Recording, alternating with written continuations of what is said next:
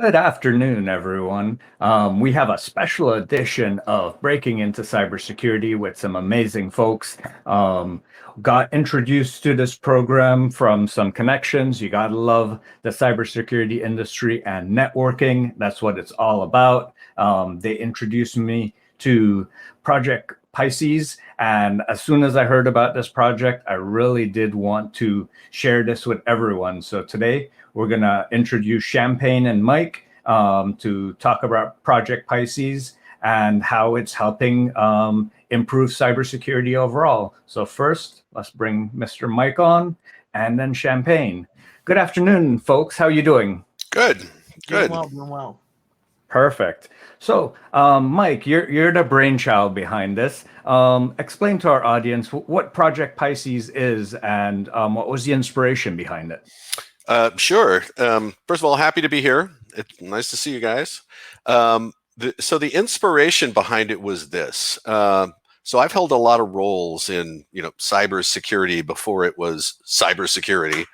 And kind of at the top of the career, I was the managing consultant for VeriSign Global Security Consulting.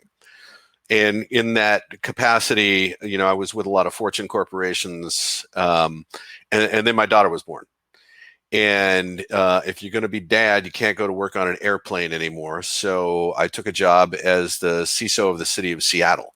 And when I got there, I saw that local government is doing these incredibly critical things for us, right? They make your toilet flush, they make your water drinkable, make sure the cops get to your house on time, and IT holds all that up.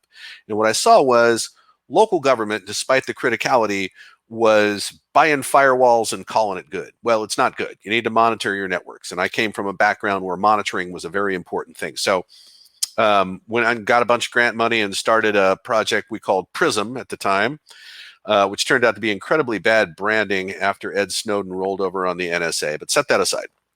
And that was a regional monitoring project. So at one time we were monitoring 9 cities and counties, 6 maritime ports on Puget Sound, couple of energy utilities, a hospital, and it was great. Got a letter from Alejandro Mayorkas, who was then the Deputy Secretary of Homeland Security. And then I ran screaming out of government and started the company. So what we did was we brought back that project, and now it's called Pisces, and we do the same thing with it. We do free security monitoring for down-market cities and counties, local governments, maritime ports, things like that. In return for collecting that information off the networks, and it's metadata. We can't read email. We can't do things like that. And making that data, as well as IDS alerts, available to now 5 universities that are teaching all the same curriculum to people to how to be a security analyst. And so, yeah, they get a university degree and maybe a certification, but they are sitting in front of live fire against critical infrastructure in their state. And so when they roll off the assembly line, they have operational experience and they've been trained on our stack. So they make perfect folks to come to work here. They're in demand. This role is number 10 on the list of the top fastest growing jobs, according to the Bureau of Labor Statistics. And the program's working out well. We were partnered with Homeland Security and Pacific Northwest National Lab. And we're moving into a 3-state expansion of the project. Let's take a step back because, I have some background in this, but I don't think our audience might. Maybe they hadn't had the time to research the article or anything like that. So from my understanding, and correct me if I'm wrong, the goal behind this is, like you said, to collect that metadata from downstream cities, maritime ports, things like that, feed that into a SOC ran by university students, where they're going to be the tier 1 SOC analyst. Is that how it's set up? Essentially, that's how it is. So the monitoring stack is at the Washington State Academic Cyber Range, which is a facility that is made available to students in every scholastic institution in the state. So do they function as tier 1 analysts? I'd say that's accurate. But remember that there are times when there are no students there. There is Mhm. no coverage by student analysts. And so Okay. the Pisces Corporation, the Pisces organization, also provides some analyst oversight to fill in the gaps for student outages. Okay. Okay. And with regards to the metadata that's provided, Mm-hmm. does that influence any other aspects of their education, their overview? Is it used, for example, in training IR folks for the types of detections to look for and how to program those detections? How else is the data used? Yeah, very good question. So the data, the metadata, source address, destination address, port, protocol, flags, timestamp, it's network flows, right? Along with IDS alerts. And so this is not a rich set of data like a commercial, like our commercial product. Mhm. However, the data can be used for not only when you get an alert from IDS, you can search the data, what happened 5 minutes before, what happened 5 minutes after, what other behavior can we see here? But also the data lend itself very well to hunting. So we get indicators of compromise from a number of sources, and students and the Pisces analyst can take that information, and usually it's don't talk to this domain, it's been implicated in this particular campaign, etc. And we can search records for any contact with places like that and then report that. So there's also a function that is the community liaison, and that is the reporting function, so that we can communicate with our monitor jurisdictions and let them know we saw this thing, go check it out. Mhm. One of the questions from one of our viewers, and he corrected himself, so I'm going to finish it off for them, is do the students get course credit from this experience as being part of their course? Yes, very good question. So this is a course. And so this course fits into existing cybersecurity degree programs. Today, it's only a single course. There's another one under development that is SOC operations. So that has to do more with more deeply investigating things, getting things like malware samples and exploding those in a sandbox, handling shift change, and how you communicate to the incoming shift exactly what's in progress right now. That course is underway, and I'll cap that by saying there are 3 pillars to the Pisces project. So it's infrastructure protection for these down market cities, counties, ports, things like this. Mhm. Clearly, we need that. They can't afford anything. They can't hire people. They still Mhm. make your toilet flush. Number 2 is workforce development. And this is why Homeland Security is involved, because they're tasked with reducing the number of open positions in cybersecurity. And they found this program to be effective at that. And then the third one is research. So in your question, how can the data be used? Graduate research is now being spun up so that we can do things like develop new detection analytics and then fold those back in, so that now that's available to all the universities that are teaching the Pisces curriculum. Absolutely amazing. So one of the guests we have on Champagne, we're gonna pivot over to him, Mike, and then we'll pivot back and forth and have questions for you as well. Mhm. So Champagne, what got you initially interested in cybersecurity? I went to a STEM-based high school out of Tukwila. It was a Raisbeck Aviation High School, and it was like my first like big like grasp and big deep dive into science, technology, engineering, mathematics type of like education. Mhm. And there are like school like IT dude, because we had our laptops and stuff like that. And I used to hang out with him and skip periods by hanging out with him in his office. And I kind of like built this friendship with him, right? Anthony McLaughlin, and he just sort of just like took me underneath his wing, right? And I remember the day I came to school and I was like, man, I really want iTunes. And I went through and used basically an easy to access exploit to go ahead and change our sticky keys application to be a command prompt, to then open it and basically change the password to admin on the actual local computer. So that way I was able to get admin access and then download iTunes and listen to music while I was at school. And I remember how angry he was with me. He's like, I'm not going to tell anyone. He's like, but don't do it again. Right. And it's like, so that's where like I kind of got like my first like brush. It's like, hey, like cybersecurity is like one of those cool things where it's like there's always going to be exploits, there's always going to be vulnerabilities, and there's always going to be people like trying to pry in, right? And I want to do things that you're not supposed to do, right? And it's like one of those things, like growing up, right? My dad was like, hey, it's only illegal if you get caught, right? And then my IT dude told me it's only illegal if you don't have a degree. So I went to Central Washington University, got a degree in IT, and was had a mentor along the way. Big mentors were Dr. Bob Hickey. He was outside of the ITM department, but he definitely kept me on the straight and narrow and helped me out in situations where I wasn't able to help myself out. And then a major influence was Deb Wells. Amazing person, amazing individual. She helped us with the Pisces program. She taught the cybersecurity capstone, which is our Pisces class. So this is like for our credits, our graduation requirement, because in the ITAM department, you have basic like specializations. In the cybersecurity specialization, you take a cybersecurity capstone, and it was the Pisces class.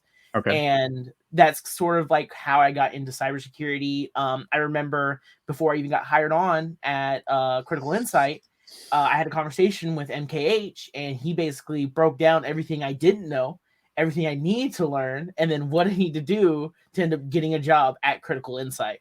And so basically just following that blueprint, and even like knowing someone that worked at Critical Insight outside of the school, because I used to be a bartender and he used to come in all the time, talking to him, kind of stuff to learn, stuff to kind of focus on.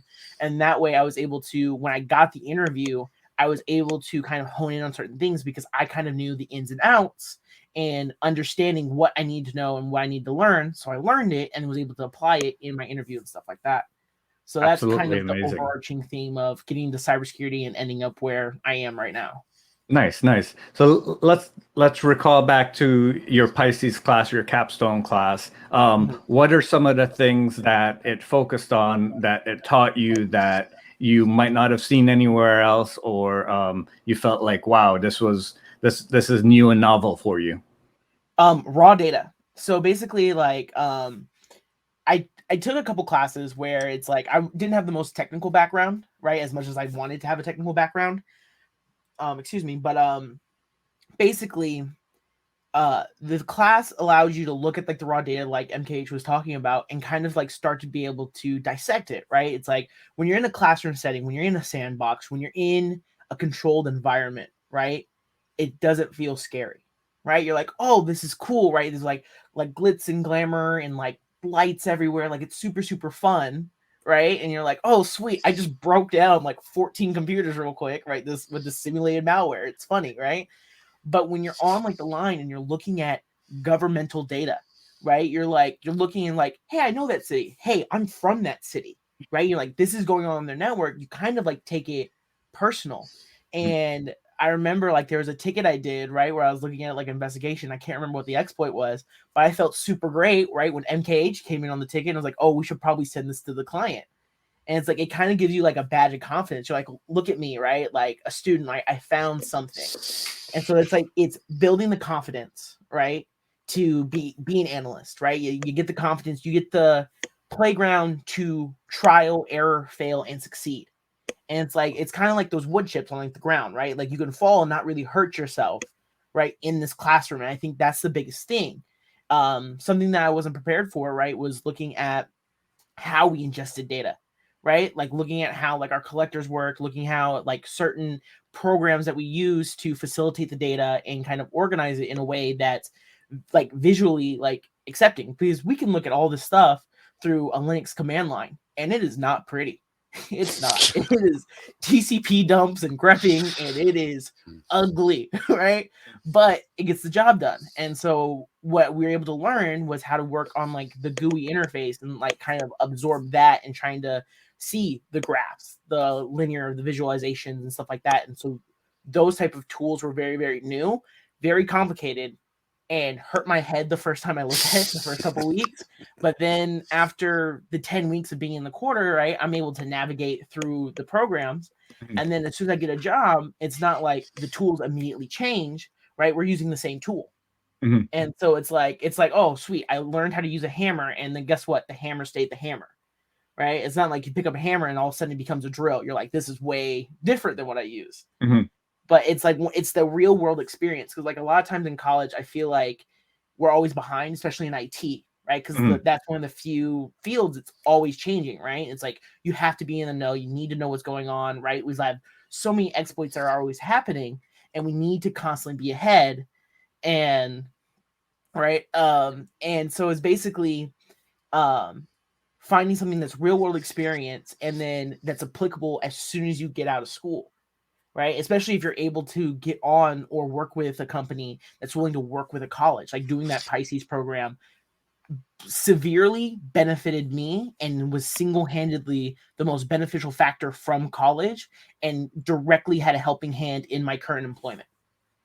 MKH, when it came to creating this program, this partnership, tell me about what you went through to do this, because I know oftentimes trying to change or grow anything in academia, A, could take a long time, and B, everyone hates change. So what was your process going through this to get this program up and going? That is really a good question, because it took a lot of runs to get it to this point. So first of all, figuring out how grant money works, what you can and cannot do with grant money, and how to pull those levers to actually get done what you want to get done, is an art form in itself. And I had some mentors at the city of Seattle that helped navigate all that. They were absolute black belts in, how to pull the levers of government. So that was important to get it off the ground. After that, when we were trying to take our regional monitoring system and bolt that onto the state schools, for lack of a better term, we took a couple of runs at that, and we first went through the state. I was actually brought on as a policy advisor in the office of CIO for Washington State, really to put the state's fingerprints on the project. And the state is an aircraft carrier, and it is very difficult to make it turn quickly. And we were working with the University of Washington, which is also a gigantic organization, which requires a lot of consensus before anything happens. And what we found was we're more successful if we go to smaller schools, state universities, things like that, and not the giant research institutions.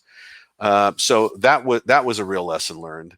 Also, partnering with Pacific Northwest National Lab and having them, assist us in the development of a sustainability model, because it can't live on grant money. Grant money is just, it's really, really got a lot of overhead to using grant money to get anything done. So, in looking at sustainability models, how are we going to do this to make sure that this is going to be there?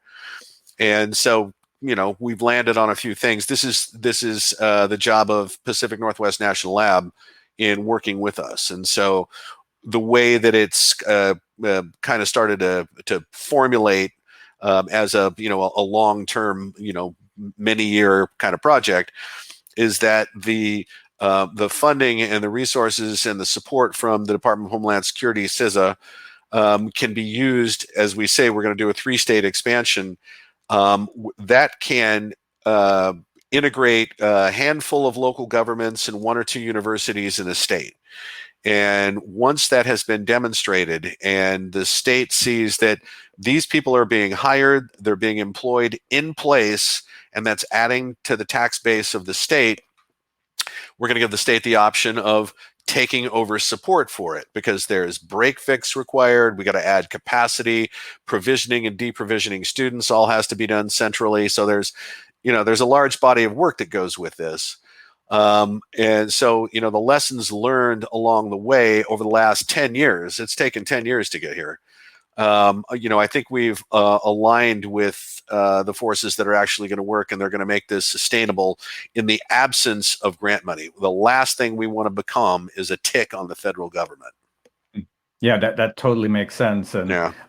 When it comes to, for example, like understanding the model, the sustainment model, and how it's evolved, how has it evolved when it comes to now incorporating like a cloud environment? Like before, everything was on-prem. 10 years ago, everything was on-prem. Now, as there's SaaS this and SaaS that, how does that incorporate into the way that alerts are looked at and handled from the program perspective? Yeah, Homeland Security has supported a cloud deployment of the monitoring stack until they found out what it cost. Because when we're talking about moving this much data in and out of the cloud, those are astronomical numbers. Absolutely. And so we have deployed our stack, as I say, in the Washington State Academic Cyber Range, which is a great place. It's got plenty of room. We can continue to expand. There are notions that we will need to have cloud deployments that are very rapidly deployable. And that's just part of the evolution. We're certainly going to get there at some point, but the experiments that we've done up to this point just made it prohibitively expensive to do that. Yeah, I can understand that. I mean, I'm guessing that the data ingest is going to be in the petabytes. Yeah. And so have you looked into as you talk about the sustainability model and passing it on to the state, have you looked into ways that you can containerize this model or script this model so it becomes infrastructure as a service? So as you pass it off to them, they then set it up in their own infrastructure so that it's no longer in the University of Washington's Research Center, or will it keep that centralized model? We're probably going to keep the centralized model because we want things to be consistently applied across all the Pisces chapters. For example, Colorado is going to be the next Pisces chapter. And then there's a couple of states that have excelled in a National Governors Association proposal contest, I would guess you would call it, for an all-of-state cyber strategy, right? Which would include local governments. Mm-hmm. As we do that, we're going to want the same curriculum to be taught and have a good networking relationship between all of the instructors that are teaching and all of the student classes so that they can be talking to one another. So it's important that we do that part of it from a central point. In terms of containerization and having rapidly deployable stacks, we got a bunch of engineers here at CI that work on this stuff, and that's exactly what they do. So when the time comes, if we need to deploy, and they've already, they've developed the methodology already, when we need to deploy a stack into the cloud for a school that wants to take, maybe a community college that wants to take this on, and there's nobody else in their state, and there could be a circumstance where we would need to do that. We are prepared to do that. Again, though, cost is just the limiting factor there. Absolutely. We're going to pivot back over to Champagne. Champagne, as you mentioned, going through this course, and you felt like it prepared you for everything. I know you were really close with Mike throughout this process, but when it came to your application process, was CI the only company you considered, or did you go out and apply to other companies? What was that process like? So when I took my cybersecurity capstone class, the Pisces program, I was also doing my internship at the time, and I was also working a full-time job. So like this 10-week quarter of my life, I was going from 5 a.m. to midnight, Monday through Friday. Wow. Right. And it was insane, right? And like before I even did this quarter, I was working 2 jobs. I was working at a coffee stand and I was a bartender, right? So it's like the people I would serve at midnight, I'd see the next day at 5 a.m. Right. It was like I'd haggle people to come in. Like that I was like, I'll serve you your coffee in the morning. And they're like super excited. But there was that time, it was like I was doing my internship. My internship was unpaid, right? And it's like I was driving 35 miles each way. So it's like I was driving 70 miles a day, literally going to my internship, coming back, like, and it wasn't unpaid. I got a stipend of $500 every 100 hours. So $5 an hour. And so it's like basically like just driving on this way, like doing all this work and stuff like that, and then coming home, working on the Pisces project, right, doing my capstones and stuff like that. And this was also at the time COVID had hit us hard, right? Like we weren't in school, like everything was online, and it was like a lot of like self-motivating factors. So basically sorry, I got too lost in the backstory. Can you please repeat your question real quick? So how do you feel like the Pisces program prepared you for your next step, like looking for roles, and what was that process like? Yeah, so thank you for so during my internship, right, I applied for another 100 internships and jobs, right? And like I had 128 total job applications and stuff like that. And I remember every day of my internship, I'd go on to CI Security, I'd read the news brief that MKH puts out every single morning. Super great resource, by the way. Shout that out. And then I would go into their work with us, right, section, right? And every day, like I'd go through and look, I'm just waiting to try and see a resident analyst position, right? And that's like the entry level, because I knew that was where I was going to have my best shot at getting somewhere entry level while still in school, right? While just finishing up my degree. So CI wasn't my only choice, right? But it was my major choice, right? I mean, and even at the time, right, I got out of 128 job applications, I got 3 callbacks, right? One was from Treetop, my internship.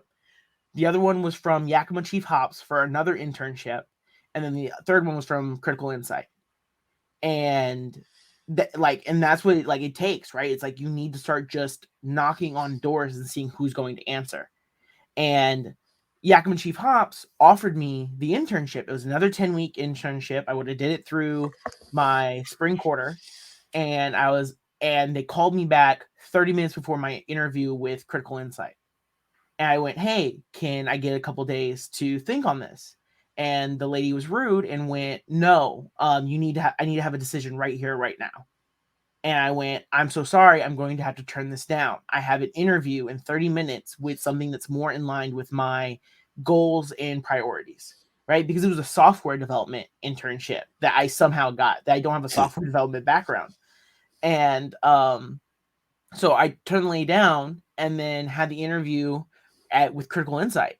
And I remember just being so nervous. And then after the interview, I told my supervisor at my internship, he goes, "Well, hope you made the right decision," and just walk off. Wow. Like, luckily, I made the right decision, right? Well, Yeah, you did. Yeah. So- So like, I'm super happy where I am, right? And like, Critical Insight was where I wanted to be, but I wasn't afraid to knock on other doors to see who was going to answer and try and get me where I needed to be. And I knew at Critical Insight, I had the room to grow, I had the room to learn, and most importantly, I had the room to fail. And that's what I wanted more than anything, is to be okay to fail and always have like learning moments and learning experiences. Because I'm fresh out of college. I don't know everything. I mean, I paid $40,000 to kind of know something. So we're here. MKH, when Yep. it comes to looking for individuals for that type of role, what do you look for at the entry level? Because this is a question we get asked all the time. Like, I'm looking to break into cybersecurity, and it feels like everyone's asking for 3 to 5 years of experience. What do you look for at that level? So not us. So, so first of all, what we look for is exactly everything Champagne said. That's it. I speak to students quite a bit and, talk about the jobs ecosystem in cyber and, what are the requirements for all these different roles and things like this. And one thing I tell them is, today you can get your nice shiny new degree in cybersecurity from just about any school. But if you get your pedigree the way I got mine, you're going to go to prison, right? Because things are different now. But when I hear Champagne talk about, my curiosity led me right up to the line, that we value that curiosity, that willing to pull on a thread, find out where that goes, that is actually one of the better interview queries that we go down, is how curious are you? Because yeah, we know you got a degree, and we know what that degree is worth, and having gone through the Pisces classes, we know that you've actually been exposed to live fire, and you understand, the the gravity of being able to interpret what you're seeing correctly, because it has to do with, your neighborhood. So, what we value, again, curiosity, We don't care if you have done things that, frankly, are right up to the line of being illegal, because I'll just be honest, I've done things that are, frankly, today are illegal. We consider that to be a differentiator. The other thing I'll say too is we also don't care where you live, because in today's world, and this is not because of COVID, but COVID forced our hand on this as a company. We understand, especially through the Pisces program, there's going to be schools all over the country that are teaching this. This is a snowball going downhill that's going to get bigger. But as we've talked to universities, everyone says the same thing. We want to graduate our students and we want them to stay in place. We want them to find jobs here in this community. Well, now we can facilitate that, because the days of, way back in the 20th century, here's our building, and if you live close enough to here, you can work here. That's out. Yep. Okay. Now we have access to a nationwide bench. We do this extremely well. We understand the controls that need to be applied in the working space of all of our analysts. We have auditors that examine all of this stuff. They're all good with it. Our customers are good with it. And what that means is we have this incredible differentiator for the company. Our ability to attract and retain is unmatched. I'll say that, our competitors that still have the building and are paying giant recruiting fees so that they can keep their folks around for 18 months before they hit the revolving door haven't figured this out yet. And I'll say one more thing. Part of the retention, part of the reasons that people want to come here and they like to stay here and work here is because we are very mission focused. We work very intentionally for organizations that are hard to work with. Hospitals, local governments, the stuff that counts, right? If I get another letter from a credit card company, I throw it in the trash. My credit's already being monitored for free 29 times. But if I call 911 because my kid quits breathing and it doesn't work, that's the worst day I'm ever going to have in my life. That's how we focus at the company. So that's a long answer to your very good question. Thank you. And when it comes to like hands-on experience, skills, competencies, one of the questions from our audience members, do you look for like specific Linux experience in your junior level SOC type roles? What do you look for? Absolutely, because Linux is going to give you the best set of tools to work with. If you were good with Bash, right, and you can do some shell scripting, and you're maybe good with some Python, the things that are kind of native to the Linux experience, that's what you're going to be working with. The way that we have our analysts access customer data, everybody's got a managed Windows laptop that they start with. And that, when I say managed, I mean we're watching that thing like a hawk. We monitor our company and we monitor the Pisces stack as if it was one of our customers. That managed laptop can only access a virtual desktop running in the cloud, and that virtual desktop has strict access control to get to customer data. So we've got, multiple authentication steps along the way, and it's probably kind of a, pain in the butt a little bit to get authenticated and get in there, but that's how we roll. So, I think we're doing a good job.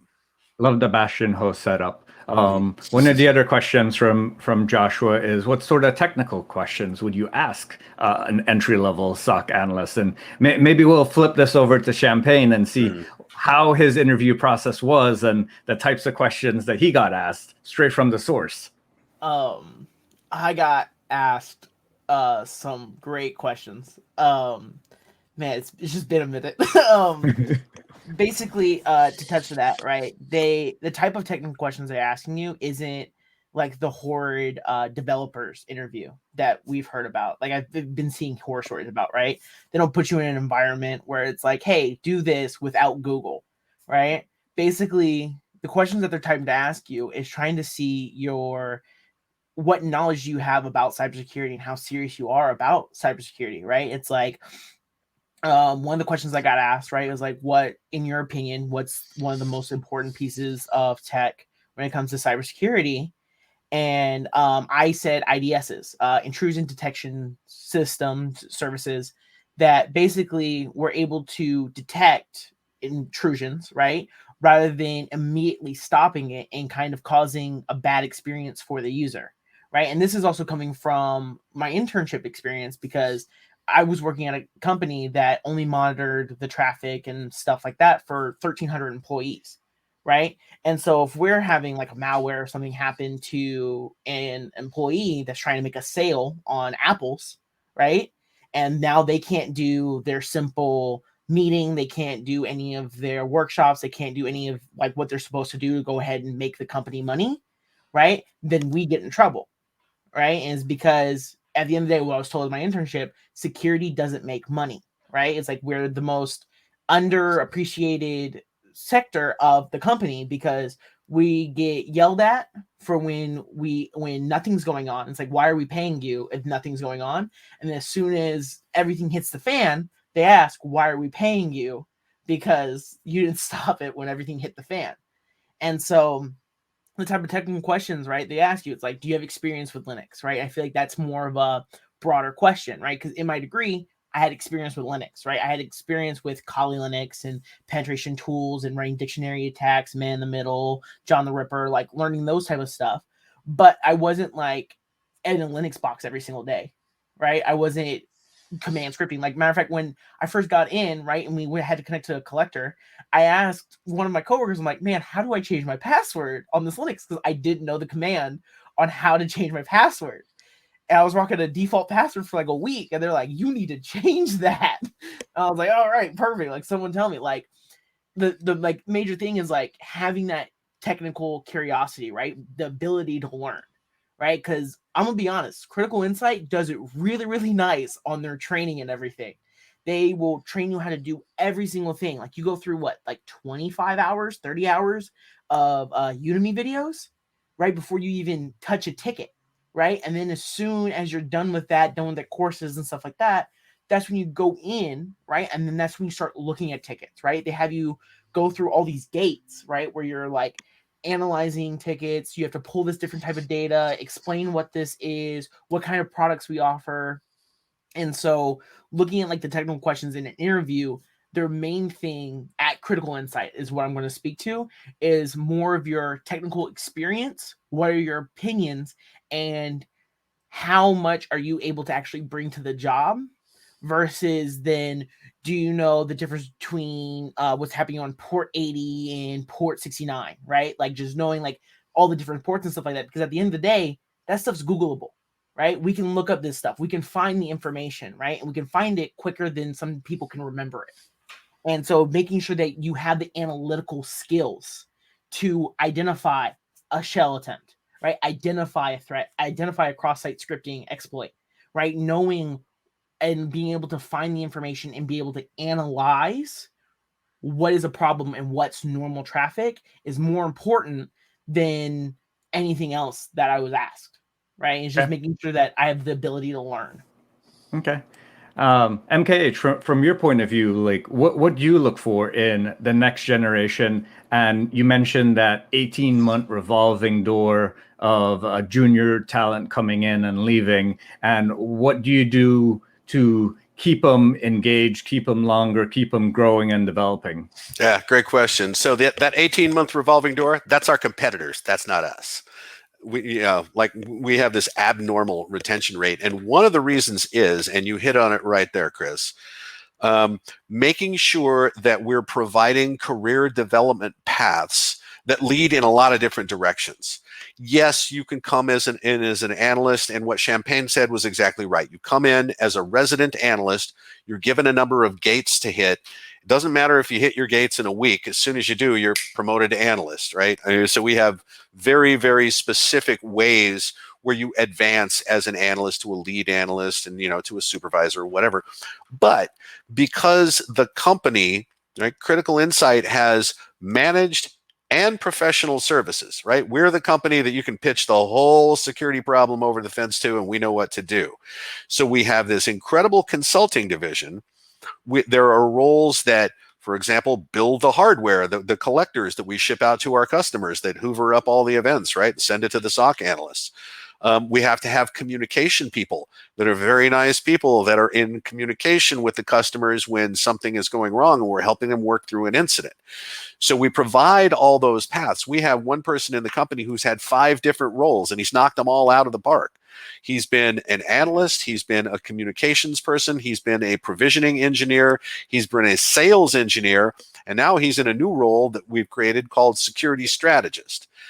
We have one SOC analyst that was just absorbed into the consulting organization because he learned penetration testing and passed his OSCP exam. And so, that's what he wanted to do. That's what we want you to do. So, I think really, it's the mission focus, the fact that we don't force you to, live near us, and the fact that we provide all these paths for your own career development. And let me just say too, I'm one of these OG guys that knows everybody. And if what you want, is to work with us for a while, and then you feel like going into that, that chopper, at Amazon or at Microsoft or someplace like that, where it's one of these really, really intense organizations that, again, drives a dump truck full of money to us, I will help you get that job. I write really great letters of recommendation. And I think that's another thing, right? Everybody that works here knows the senior leadership of the company. We are in your corner. And even if that means you want to go over there and get that.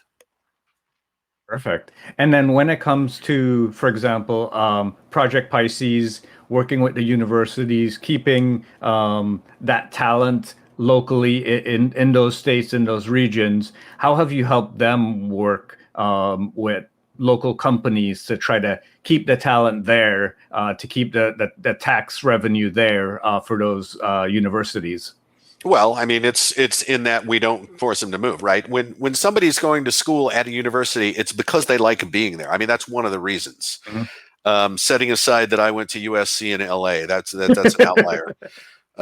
But when people get comfortable with their towns, they want to stay there. And if there is an opportunity to work remotely and make cyber analyst salary, that's pretty attractive.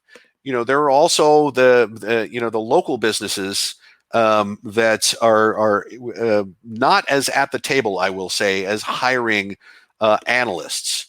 And the reason is because it's an expensive proposition, and it really does make more sense to hire a managed service for something like that. So, we don't work as much with, the local organizations that are near the schools where Pisces operates. But I will say that the larger organizations have discovered this. And so Champaign came from Central Washington University, and you were in a class, I believe, with Lexi, were you not?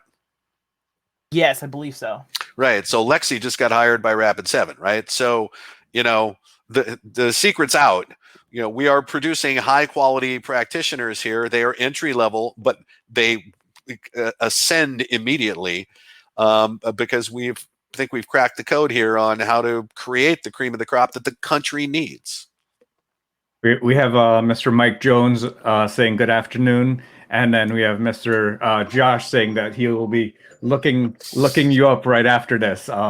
Josh has been following the podcast, looking to break into that type of role, so he was following this very closely. As we get close to the end, I'm gonna shift it over to Ryder one last time, share some advice, and then come back to you for sharing some final advice, and then wrap everything up. So Ryder, from your experience coming through college, applying at 128 positions, finally ending up at Critical Insight, what advice would you give to a student that is looking for that entry-level analyst type role to share with them? My advice is going to be more for the kids that didn't have a technical background, right? Like, it's like whether like what the circumstances were, right? Like family couldn't afford computers. Like I got my first computer through public school, right? Like that's like kind of like without, like I grew up without internet in a house in Seattle, right? And it was kind of weird.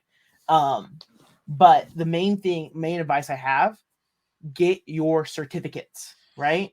I graduated college without certificates, and it's one of the biggest regrets that I have, that right now I'm still working on getting my Network Plus, right? Like if you don't have a technical background, right, look to see what you know and what you need to work on first, right? Because like I said, I took an attack and defense class, right? I was given all the tools to the kingdom, but I didn't know how the kingdom worked, right? So I was like, yeah, I can break into this, but I didn't know why we were able to break into this, right? What protocols we were exploiting and what ports we were doing this over, right? I didn't understand why this stuff worked. So right now I'm working on my network plus, right? I'm still trying to get my network plus, right? But it's that self-study mentality. But if you're able to do it while you're already in school without a lot of other distractions, it's going to be a lot easier, right? Get your network plus, get your security plus, right? And for me, I'm saving my security plus last because it's going to be the more fun one for me because that's what I want to do, right? Look into, this is our coworker that got absorbed into the consultant degree. Look into No Starch Press, right? They just had a sale. I picked this up, Black Hat Python, right? It's Python's one of the most powerful coding languages. And instead of you learning Python from a developer's perspective, you're learning it from a security role perspective, which is more in line, right? Like, I don't want to know how to make a program, right, where I can basically say hello world 50,000 times, right? I want a program where I'm able to script and make sure that I can like run exploits and stuff like that. Learn your virtual boxes, learn how to make those work, right?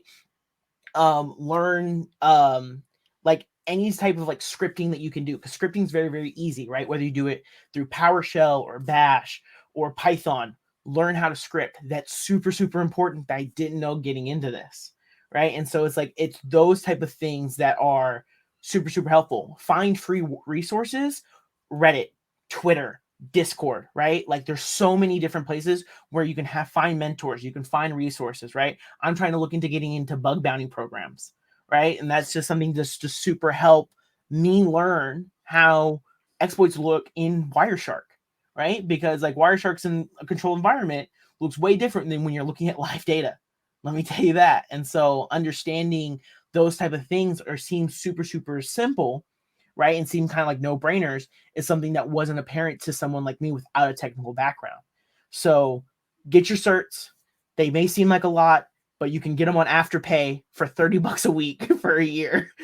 You can even use some of your extra student loan money to pay for a certificate. You get a year to do it. Wait for Black Friday, because Black Friday will get you like $200-$300 off, and just do the damn thing. Like, Yeah, I would add to that. I mean, a lot of the cert providers, they have programs for diverse groups, for underrepresented groups. So take advantage of those when you can. MKH, from your perspective, like what one piece of advice would you give for someone looking to break into cybersecurity from the next generation? No particular field or specialization, but just anything. Yeah, well, I mean, it's, there's an ecosystem of roles. If you want to be, so the two roles that are being hired the most right now are, number one, analysts. If you want to be an analyst, you really do need to know a lot about networking, because you're going to be looking at, packet dumps. You're going to be, so like, if I walk into a classroom and it's got a bunch of students in there and I say port 53 UDP protocol, y'all better say DNS back to me.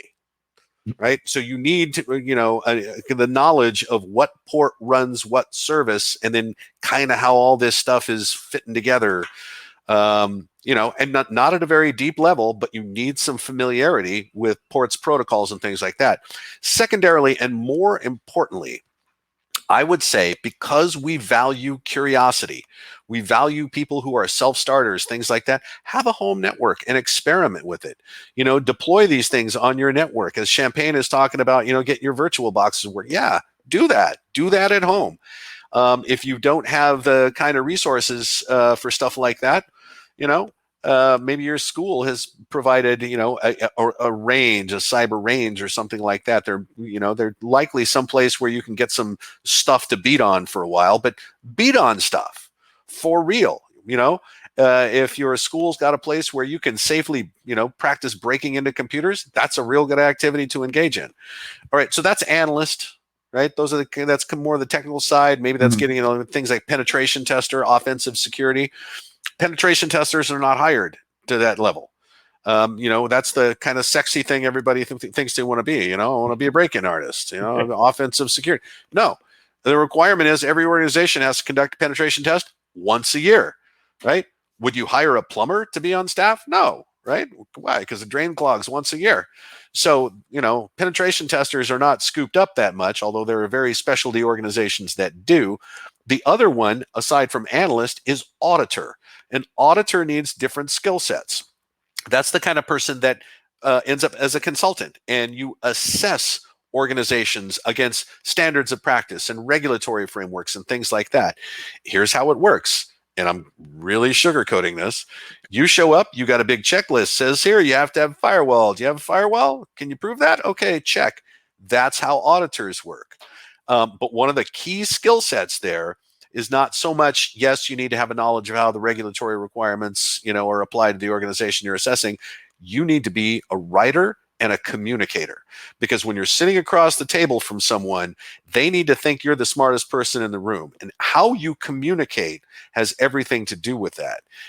The output of everything you do will be a written report. So you need to be a writer, and you need to get good at that. So that's the advice I would give, is if you're looking at more of a technical role, you want to experiment at home, and you want to essentially memorize the contents of Etsy services. And if that didn't mean anything to you, you might want to go to the non-technical side, where you become fluent in standards of practice, all the things that organizations have to do. If you take credit cards, payment card industry, data security standard, health records, it's HIPAA. There are lots of these things. They all look alike. But the process of going through this assessment, this audit, that's a whole different set of skill sets. So that's what I'll say. Perfect. Well, thank you both so much for this special edition of Breaking Into Cybersecurity. For those watching live on LinkedIn, make sure you follow all of us here today. For those of us on YouTube, make sure you hit subscribe, hit that notification button. And for those of you listening on podcast after the fact, don't forget to subscribe and share with all your friends and family. Share Project Pisces with your local community. That way we can have it spread to more states, more local governments, and have this this project scale, because I really see the value in this. So everyone, thank you so much for joining us today.